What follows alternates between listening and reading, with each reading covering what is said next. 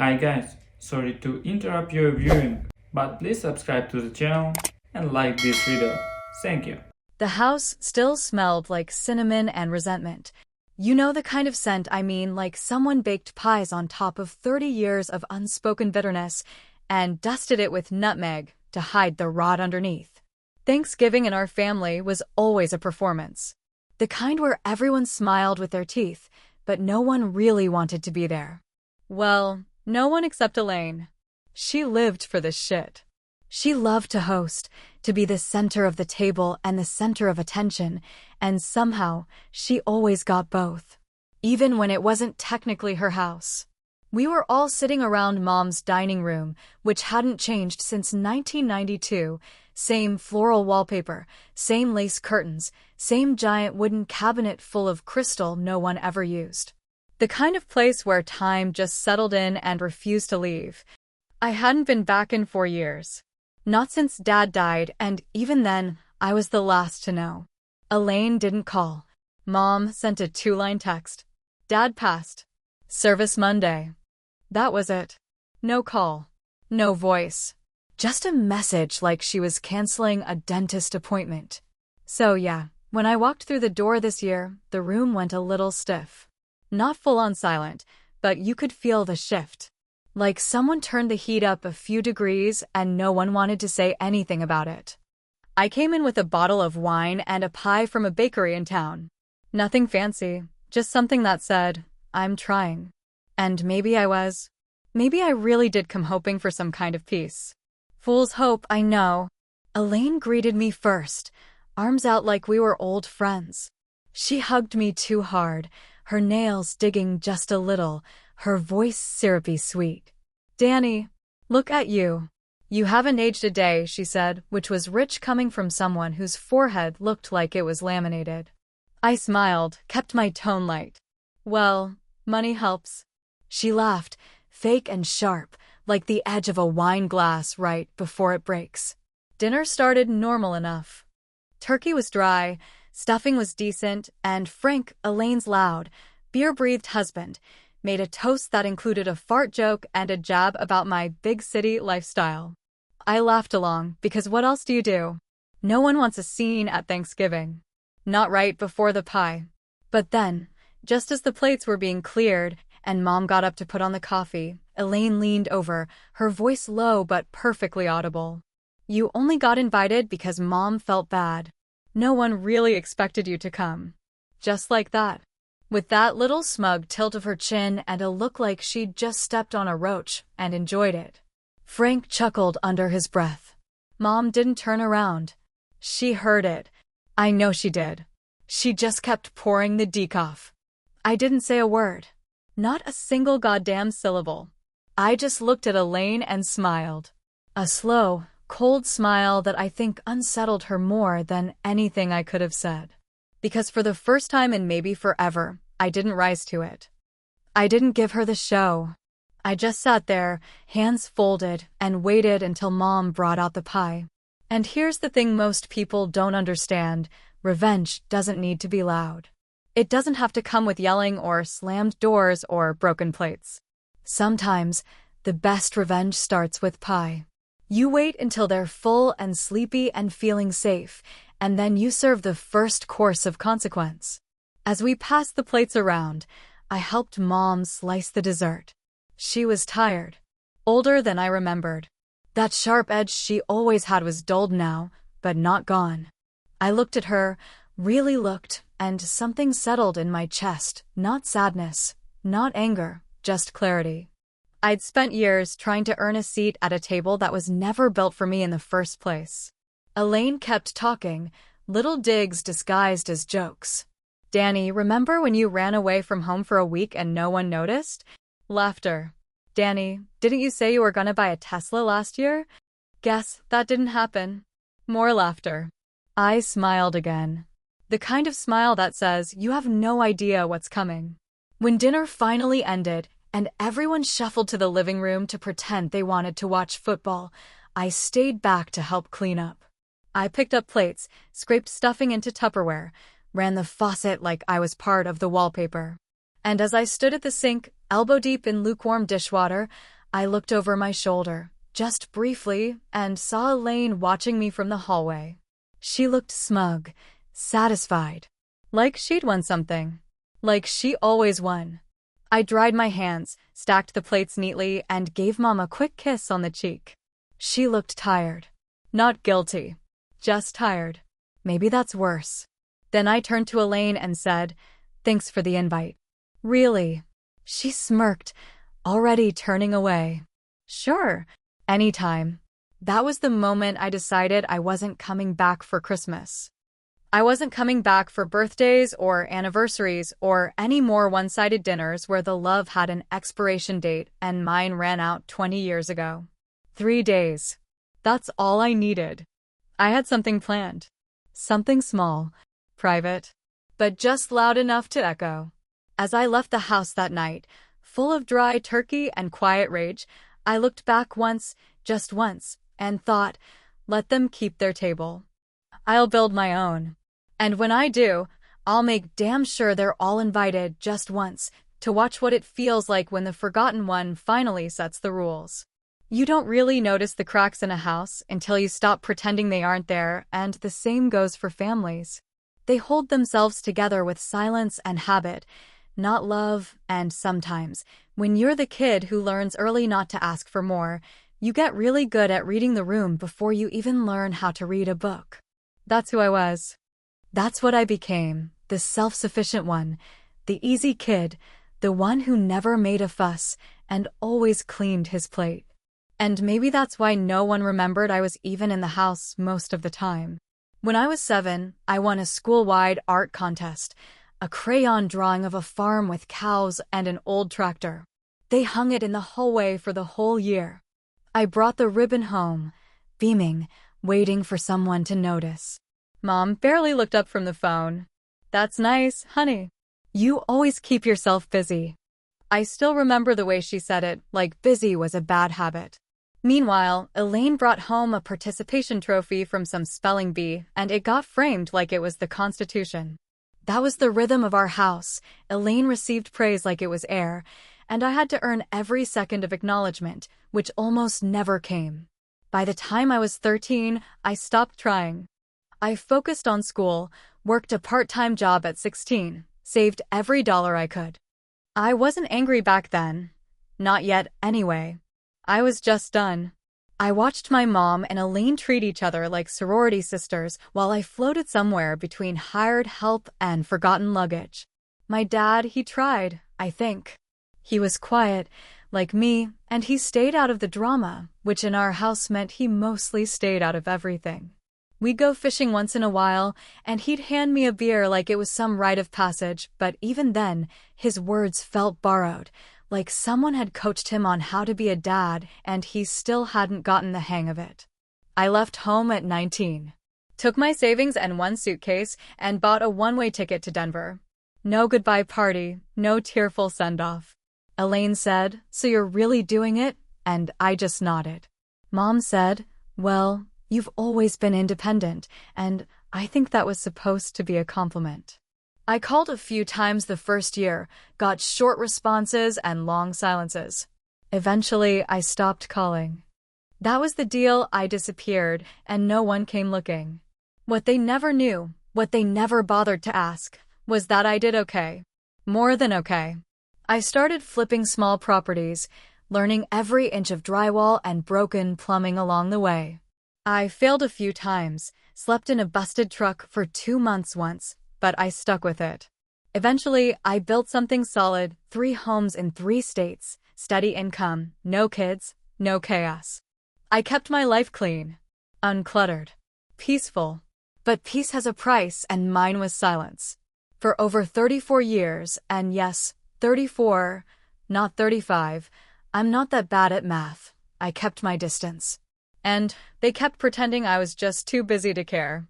After Thanksgiving dinner, once the football was on and the others were half asleep in food comas, I stayed behind to clean up. Just like old times. The sink was full, the dishwasher broken as always, and the green bean casserole dish had the kind of baked-on crust that requires elbow grease and regret. I rolled up my sleeves and got to work. That's when I heard them, my mother and Elaine, in the next room, talking low but not quite quiet enough. I wasn't eavesdropping, not really. I just didn't move. "We need to make sure everything stays in the family," Mom said, her voice thin like thread pulled too tight. Elaine scoffed, that same little laugh she's had since she was 12. "Don't worry, he won't care. He never does. He's got his own thing going, right?" "He never needed much," Mom replied, as if that justified everything. There was a pause and then laughter. Like a shared joke, an inside thing. It was so familiar it made my teeth itch. I kept scrubbing the dish, hands shaking just a little, water too hot now. And maybe it was that heat, or maybe it was the 34, not 35, years of swallowing this kind of shit. But something clicked. That casserole dish hit the counter harder than I meant it to, a little chip cracking off the side. I stared at it for a second too long. Then I dried my hands, walked into the hallway, and without looking at either of them, said, "Thanks for dinner. I'll be heading out now." They both turned. Elaine blinked. Mom smiled with that fake softness she saved for church ladies and neighbors. "Leaving so soon?" she asked. "Yeah," I said, grabbing my coat. "Got something to plan." And I meant it. Because on the way out, I pulled out my phone and sent a text I'd already drafted the night before the turkey, before the snide remarks, before I even stepped through that door. It said, 3 days. Make it discreet. Dinner for 5. Plus Janet. It took exactly 3 days to plan, not because I was rushed or careless, but because I had been building toward it for 34 years without realizing it. 3 days was just the time it took to make the arrangements, the reservations, the catering, and the calls, but the idea, the true seed of it, had been sitting quietly inside me since I was a boy standing outside the living room door, listening to a family that never saw me as part of it. So when I pressed send on the invites, physical ones, real cardstock, hand-delivered, it wasn't impulsive. It was precision. Each envelope had their full names, no nicknames, no warmth, just formal, stiff lettering on thick paper. Inside, the message was brief but deliberate. "Private dinner in your honor. Thursday at 7. Attire, formal. Hosted by Daniel. No return address. No RSVP line. No explanation." I wanted them to stew. And knowing them, they did. I knew Elaine would come, if only out of pure narcissistic curiosity. She'd think it was about her, maybe a surprise announcement, or some overdue apology, or worse, a chance to gloat over some faux success. Frank, her oaf of a husband, would follow her like a mutt follows a burger. Margaret, my mother, would come because she couldn't stand the idea of missing something that wasn't under her control. And Donnie, well, inviting Donnie was the final seasoning on this strange little stew I was cooking. Donnie was my mother's nephew, my cousin on her brother's side, and no one had seen him in years. Back in high school, he had a brief, scandalous thing with Elaine, one of those late summer hookups that ended in screaming and a dented fender. He moved to Arizona shortly after, became some kind of desert mechanic/conspiracy theorist, and sent out Christmas cards with wolves and AK-47s on them. He was a mess, but he was my mess, and more importantly, he never kissed us. That's what made him perfect. The dinner was set in a private room of a quiet old inn at the edge of town, the kind of place with wood-paneled walls, antique mirrors, and servers who looked like they'd seen it all but didn't speak unless asked. I chose the lighting carefully, warm, but not cozy. Just enough gold in the air to make people feel off balance, like the light couldn't decide if it was day or night. Everyone arrived late, of course. Elaine walked in first, in a tight maroon dress that looked like she planned to win a prize. Frank came in behind her, already halfway into a bourbon buzz, wearing a sports coat 2 sizes too big. My mother followed, regal as ever in a navy blue suit with a brooch shaped like a swan.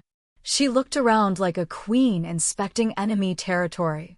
And finally, Donnie rolled in wearing snakeskin boots and a BLO tie, grinning like a man who'd brought his own popcorn to the chaos. The table was long, polished, set with white linens and gold-trimmed plates.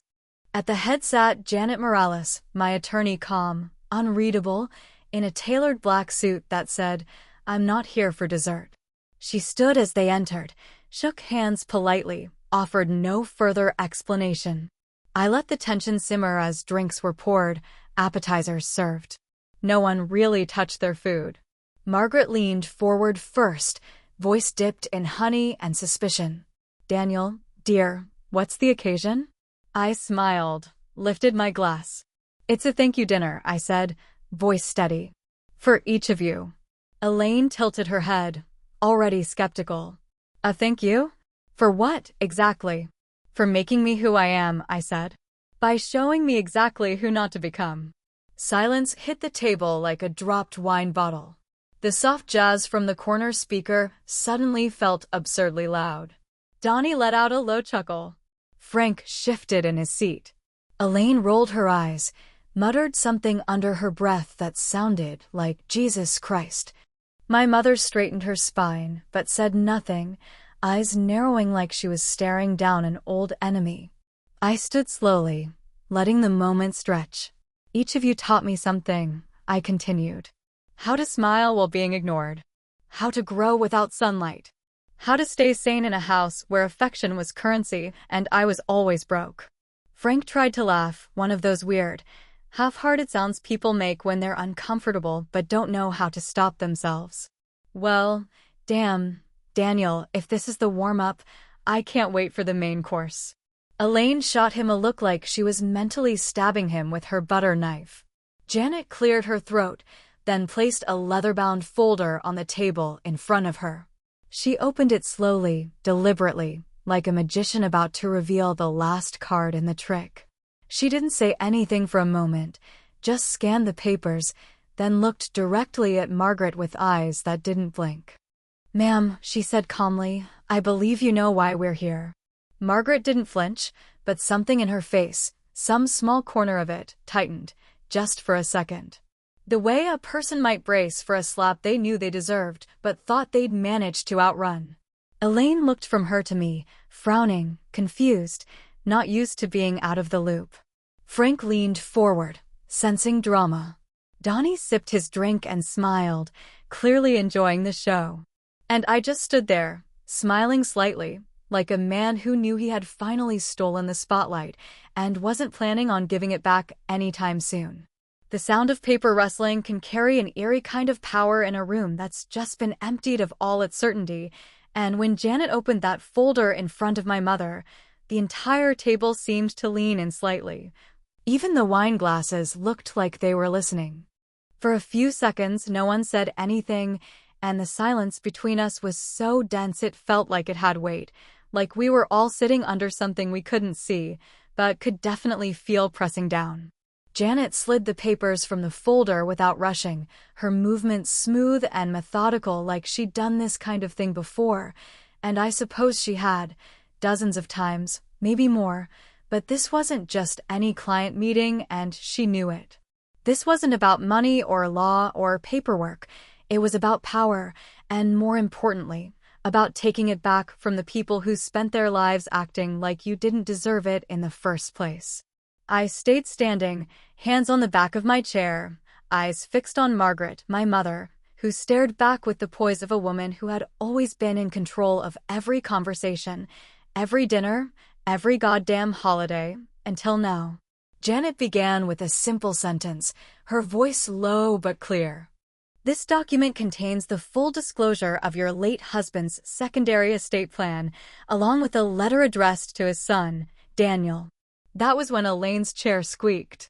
She shifted, frowned, glanced from Janet to me like someone realizing a joke had been told in a language they didn't speak, and it had something to do with them.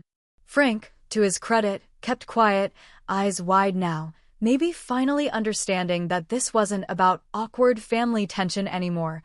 This was the beginning of something much bigger. Margaret's lips tightened, but she didn't say a word. "Not yet." Janet placed 2 items on the table. One was a thick, spiral-bound ledger, well-worn, full of notes in the margins, tabs marking certain pages. The other was a folded letter, yellowed slightly at the edges, sealed with a piece of tape and my name scrawled in blocky handwriting. My father's handwriting. That alone was enough to make my stomach turn, not with nerves, but something deeper. Grief, maybe? Or rage I hadn't allowed myself to feel in years. I picked up the letter, held it for a moment, then slid a finger beneath the tape and opened it. The first line hit hard. If you're reading this, then your mother finally ran out of places to hide from the truth. I didn't look up. I just kept reading. I never wanted it to end like this. Not with silence between us. Not with you carrying the weight of what I should have had the courage to stop years ago. I watched your mother take pieces of you, little by little, until you believed it was normal to be ignored. And I said nothing. I let it happen because I didn't know how to stand up to her. I failed you. The room was still. I don't think Elaine was breathing. Margaret's hands were folded on her lap, knuckles pale. When she kicked me out that night, and you know damn well she did, it wasn't because I cheated or lied or drank too much. It was because I told her I wanted to give you control of the Florida property. She said I was going senile. Called the lawyer the next morning and started the process of locking down everything. I let her. I was tired. But I didn't forget you. My voice caught a bit, but I kept reading. It needed to be heard. I created a separate trust, one she couldn't touch, one the lawyers couldn't freeze, one you could only access after proving you still had your integrity. The trust is tied to your ability to act without revenge, which is why I made it conditional. You had to invite them, all of them, to dinner. One last chance for truth. If you're reading this out loud, then you did just that. And I'm proud of you, son. When I looked up, Elaine was pale, her mouth open but no words coming out. Margaret, for once, wasn't controlling the narrative. She was sitting in it. Janet spoke again, gently but with that edge attorneys have when they're holding a grenade and asking if you'd like to guess the PIN code.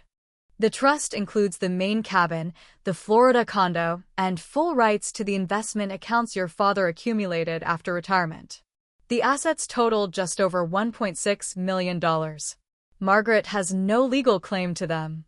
They are under Daniel's full control as of this evening. Elaine finally broke, slamming her hands on the table hard enough to rattle the silverware. This is a goddamn ambush. You manipulated him. You always knew he was losing it, and you used that. I stayed calm, which probably made her even more furious. You think I planned his death? He was dying for a year, Elaine. While you were busy planning galas and getting fillers, I was wiping his mouth and changing his bandages. Frank tried to speak but stopped himself, and Donnie, bless that man, leaned back in his chair and said, "Should have brought popcorn." Margaret stood, slow and deliberate, her voice steely. That trust is invalid.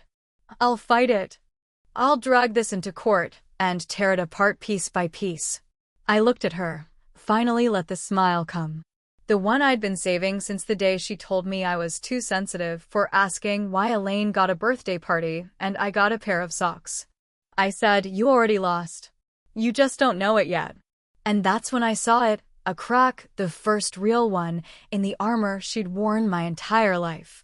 She didn't sit back down. But she didn't argue either. And for Margaret, that was as close to surrender as she'd ever come. There's a strange kind of peace that comes not when the storm finally passes, but when you realize the thunder never scared you to begin with. It was just noise, always noise, and you were the one who gave it power. I stood there in front of the old fireplace in that dimly lit room with its gold-trimmed plates and untouched dessert, and I held a box in my hands that weighed almost nothing but carried more history than anything else in that room. It was my father's watch, old and worn and missing the leather strap he always promised he'd replace but never did. The ticking had faded over the years, not because it was broken, but because time, much like truth, only reveals itself when you finally decide to stop pretending it doesn't matter. I held the box out toward Elaine, and for a moment, she looked at it like I was handing her a grenade with the pin halfway out. She didn't move to take it, not right away. Her lips parted like she was about to say something, maybe apologize, maybe curse me out, but nothing came. Just silence. That same silence she had gifted me my entire life, wrapped in sarcasm and passive-aggressive smiles and questions that sounded like compliments, but always landed like daggers. This was his, I said, voice steady, low. He wanted you to have it. She finally took the box, hands trembling just slightly, her eyes darting between me and the thing inside. Why? She asked, and the question wasn't accusatory, it was scared. Confused. As if for the first time in her entire life, she didn't understand the rules of the game we'd all been playing since childhood. Because you always wanted everything, I said, and I didn't raise my voice. I didn't need to. So now you get to keep time. Me? I'm free. Elaine flinched like I'd slapped her, but I hadn't even moved. Frank shifted uncomfortably in his chair, clearing his throat like a man choking on the last joke he'll ever tell in that house. Donnie just leaned back and sipped his drink, that smirk still on his face like he was watching the season finale of a show he thought would get canceled years ago. Janet closed the folder with the kind of finality that makes people sit up straighter. As of tonight, Daniel has full control of the main property, the Florida condo, and the remaining accounts listed under the secondary trust, she said. The structure of the estate allows for discretionary disbursement, meaning he can choose if, when, and how other beneficiaries receive anything. Her eyes scanned the table, and for the first time that night, even Margaret blinked. Elaine looked up again, this time not angry, not proud, but lost. And that was something I never thought I'd see in her. She was the woman who once told me to my face that I was lucky to be ignored, because it meant no one expected anything from me. She once told a friend at a barbecue that I was the kind of man who made a good ghost, always there, but never quite part of the picture. And now she was the one fading, piece by piece, like a candle burning too fast in a room where no one wanted the lights on. I turned to my mother next, and the weight of that stare was heavier than any box or document. She looked at me with that same calm detachment, the kind that says, I did what I had to, even if what she did was build an empire on silence and call it structure. I'm not here to ruin anyone, I said slowly, clearly, as if reading her a bedtime story she'd never forget. But I'll no longer be your shadow. She didn't respond. She didn't nod. She didn't blink. Just sat there, perfectly still, the ice queen in her fortress of old furniture and older regrets. I took one final look at the table, at the people who had spent their lives talking over me, around me, through me, and I felt something strange crack open in my chest. It wasn't joy. It wasn't even pride. It was release. The kind of quiet that doesn't need applause or witnesses. Just breath. Janet gathered her things and followed me out. When we reached the door, she looked at me and asked the question I knew she'd been holding since she saw the plan come together. Do you want to cut them off completely? I paused, the night air hitting my face like a clean slate. For a moment, I considered walking away forever, slamming every door shut, closing every window, and building a wall so high no apology could ever scale it. But then I smiled, not cruelly, just honestly. The kind of smile that says you've finally stopped bleeding. No, I said. Let them hope I might forgive them. That's the real punishment. She didn't say anything after that. She didn't have to. We got into our cars without another word. I drove without music, without noise, just the sound of tires on pavement and the wind brushing against the glass. The road stretched out ahead of me like a promise I didn't need to keep. The night was long, the stars were small and scattered, and for the first time in my life, I didn't feel the weight of being forgotten. I felt empty, but not hollow. More like a clean plate at the end of a long, bitter meal. No destination, no speech, no dramatic final twist, just motion. Just leaving, and maybe, in the end, that's all the closure any of us ever really get.